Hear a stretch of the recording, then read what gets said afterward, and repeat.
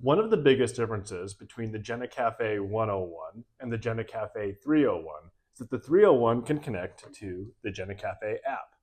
With that in mind, we thought we'd show you what the app looks like and demonstrate what it can do. The first thing you need to do is connect to the roaster on the Connect Device screen. When the app and the roaster recognize each other over Bluetooth, you'll see the option to connect to the roaster on the device list. Click Connect, and the roaster will beep to confirm. You'll also receive a confirmation on the app that the link was successful. From there, you can click Roasting, which takes you to the main screen where you can track your roast progress and make adjustments. You can adjust the target temperature by tapping the arrow next to the current target temperature. We'll set a target temperature of 470 degrees Fahrenheit, then hit Confirm to lock it in.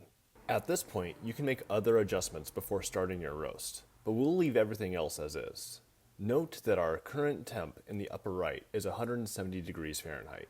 We did a light preheat before starting this roast, so the roaster is already warm. But if you're just starting your roaster cold, the current temp should be close to the ambient temperature of your location. When you hit Start in the app to begin your roast, this message appears. You need to physically press the temperature, also known as the Start-Stop, button on the roaster to begin the roast. Once that button is pressed, you'll receive a notification that the roast has started. There are two graphs. You can see that the upper graph has started tracking the exhaust temperature. The bottom graph tracks the fan and motor settings. On this roast, I'm going to adjust the fan speed to 1 to speed the roast up.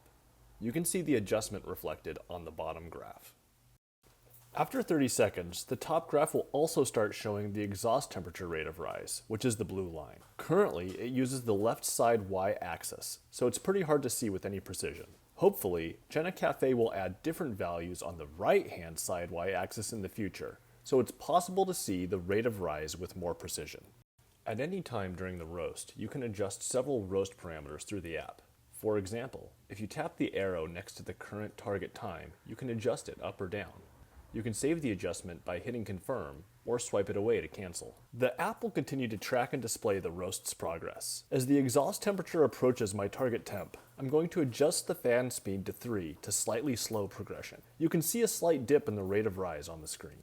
Jumping ahead, you can see that once the roaster reaches the target temperature, the exhaust temperature will start to fluctuate up and down. The Jenna Cafe heater power cycles on and off to keep the roaster close to the target temperature. On the bottom of the screen, there are buttons to mark first crack and second crack once you reach those stages of the roast. You can also end the roast and start the cooling cycle by hitting the cooling button.